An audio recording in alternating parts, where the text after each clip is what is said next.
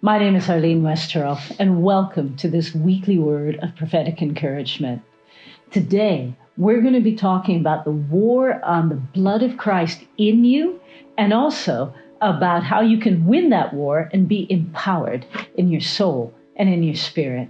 Before I begin, however, if you haven't already done it, please just subscribe to my YouTube channel, Arleen Westerhof. You're watching it now, and you can do that by pushing on the subscribe button and also pushing on the bell icon when you do, so that you get notified every time I release a new video.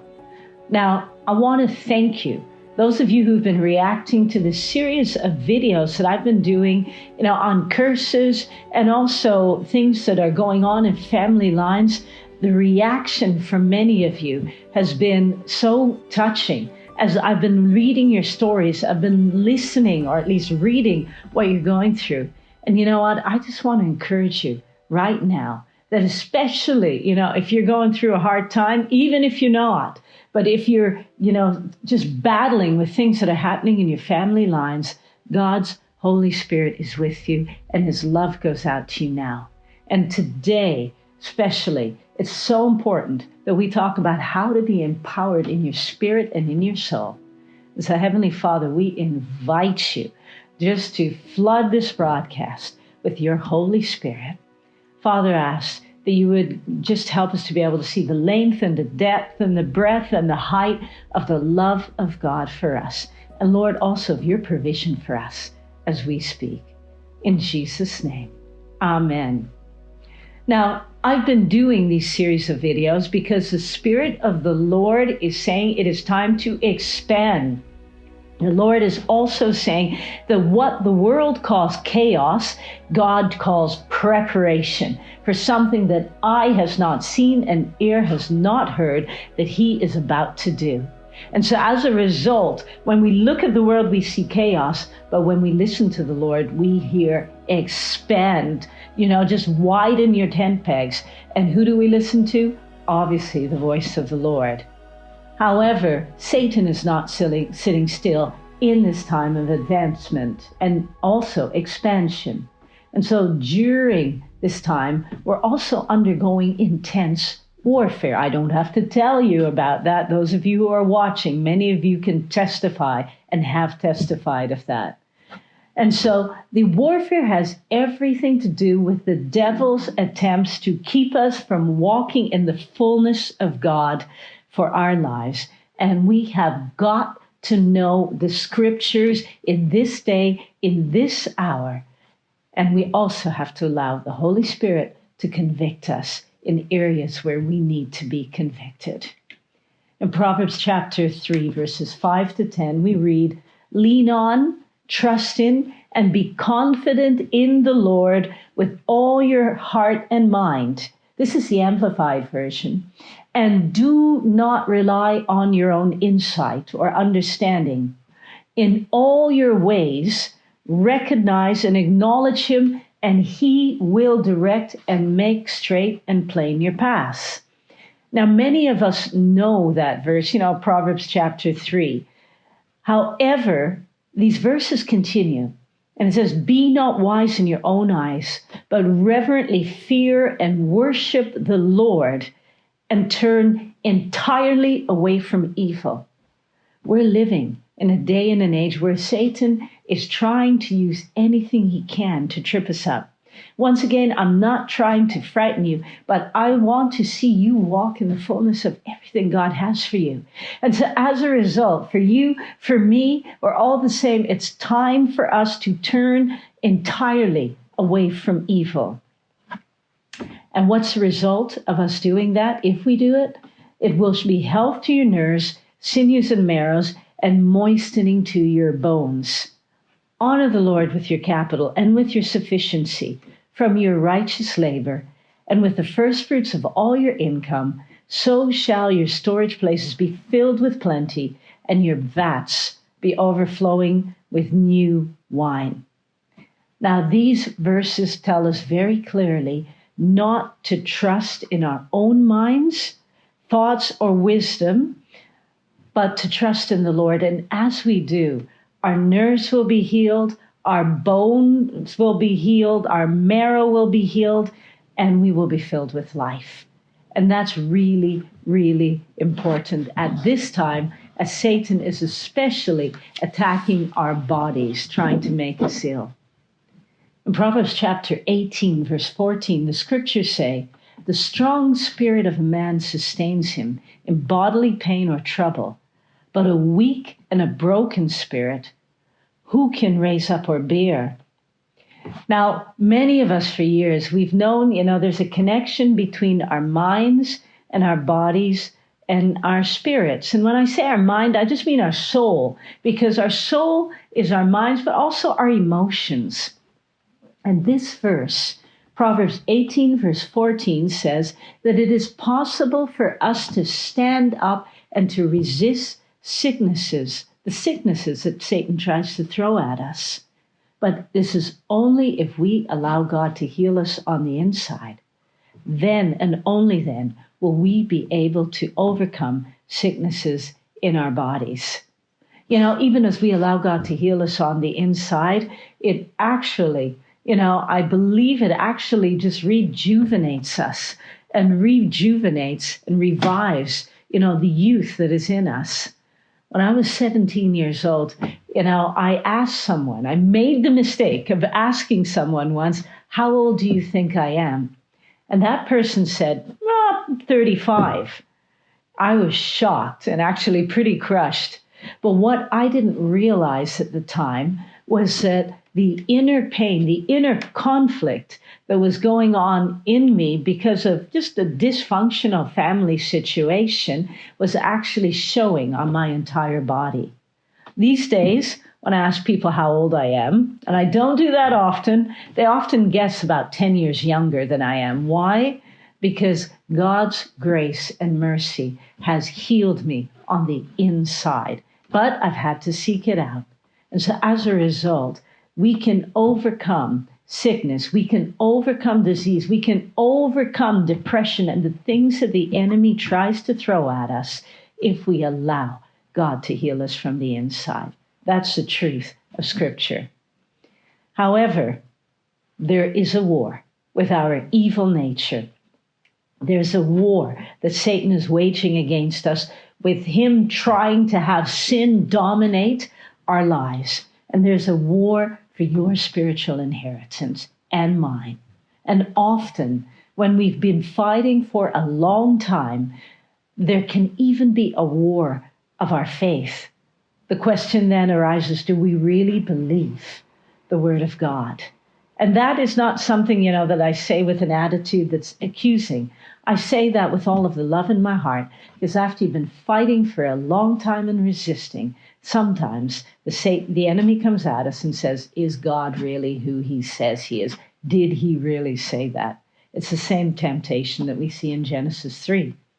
However, God's voice is sounding in the heavens now. And he's saying to you, and he's saying to me, to each one of us, he's saying, I am able to restore all that you have lost. And so if you're watching today, and if you are feeling, Lord, I'm just doing the best to hang on to my faith, will you just type amen? Lord, I am doing my best.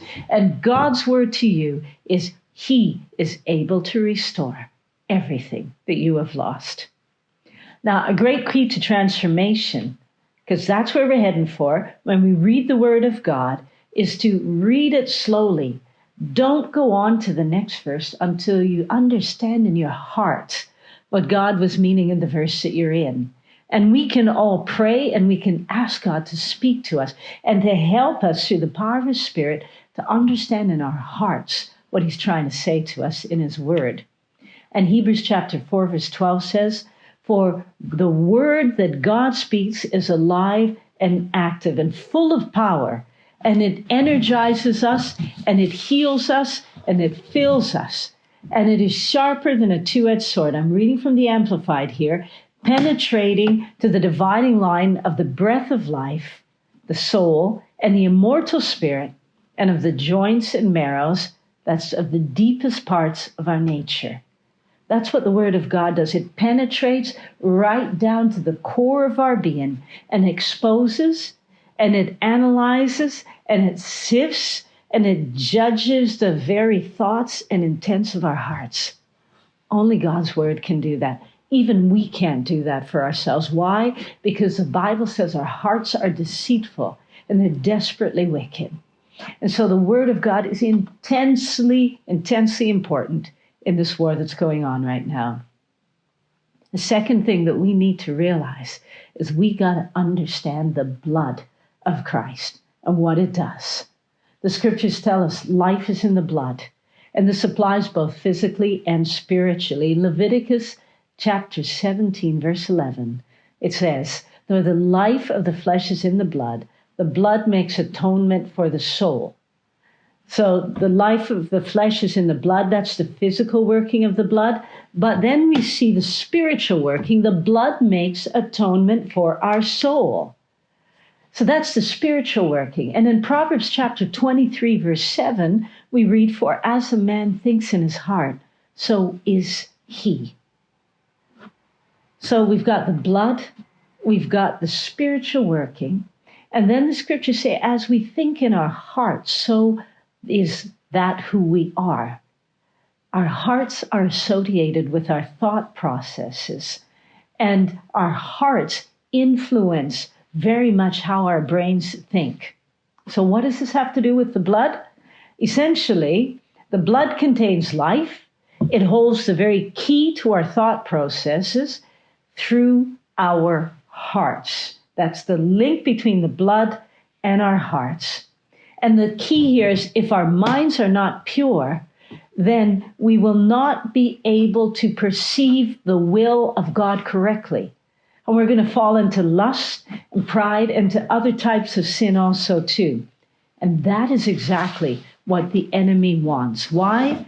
Because the enemy knows that when we exalt our thoughts above the Word of God and above God's thoughts, then he's got us. Then we're not going to be able to perceive God's will, and we're not going to be able to walk in it.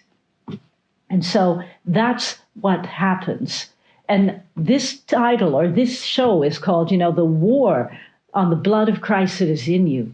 When we succumb to sin, pride, and the other things, the war that's in us is going to manifest outside of us in family conflicts and even in spiritual war and physical warfare. And there's always blood associated with war, one way or the other. We can read this also in the story of Cain and Abel in Genesis chapter 4. Cain and Abel, they brought their sacrifices before the Lord, and Abel's sacrifice was accepted. He brought a blood sacrifice, but Cain's was not. And God tried to talk to Cain about this. But what happened? Actually, Cain allowed jealousy of his brother, and he allowed his emotions to dominate. And what was the eventual result of that? His jealousy and allowing his emotions to lead him. Actually, he committed murder. And that is when his brother Abel's blood started to cry out from the ground against him to the Lord. And that is something that is happening every day in our lives and in the lives of the people around us. You know what? If you are, just noticing stuff like family conflicts, etc., that's when we need to start to stand up and to use the blood of Christ now to wage warfare. And so what we see is that the devil is working. John chapter 8, verse 44, it's Jesus. He's arguing with the Pharisees, and he says, you're of your father, the devil. You're not of God. You're of your father, the devil. And you love to do the evil things he does. He was a murderer from the beginning, and he has always hated truth because there is no truth in him. When he lies, it's consistent with his character, for he is a liar and the father of lies. And so what do I want to say as I round up this video now? Actually, we have to rely on the leadership and the guidance of the Holy Spirit in this time, every single moment of the day. I'm also going to say something else. And this time in which we're living, it's not just enough to know about the Holy Spirit as a believer. We have to allow the Holy Spirit to work in us and to flow through us if we are going to defeat the enemy's tactics in our lives. And if we're going to win this war on the blood of Christ against us and against our bloodlines, we have to not allow the enemy to overtake us. And how do we do this? By allowing the Holy Spirit that's in us actually to engage in the battle on our behalf and to move us to do God's will. And so, as I conclude, there is a war, but God has equipped us and wired us to win this war. And for those of you who are sick in your bodies, sick in your minds, I speak out and release healing now in the name of Jesus. And for every single one of us who is moving ahead in the calling of God on our lives and who is trying to expand and is trying to move forward in the will of God, I just say, and I decree now in the name of Jesus that those things that are trying to trip you up and Satan and his tactics are exposed now and annulled and made void in your life in Jesus' name. I just want to say thank you for joining me today. I'm doing these broadcasts because it's such an urgent time we're living in. And sometimes, even I'm thinking, Lord, it sounds a little bit like a broken record, but the Spirit is saying we've got to be aware of Satan's tactics, and we have to know how to fight and to win the war against the blood of Christ that's in us and working through us. God bless you. God bless your families. And I just pray that this week as you go into it, you'll be able to not only walk fully in your calling, but to possess the inheritance that God has for you. In Jesus' name, amen.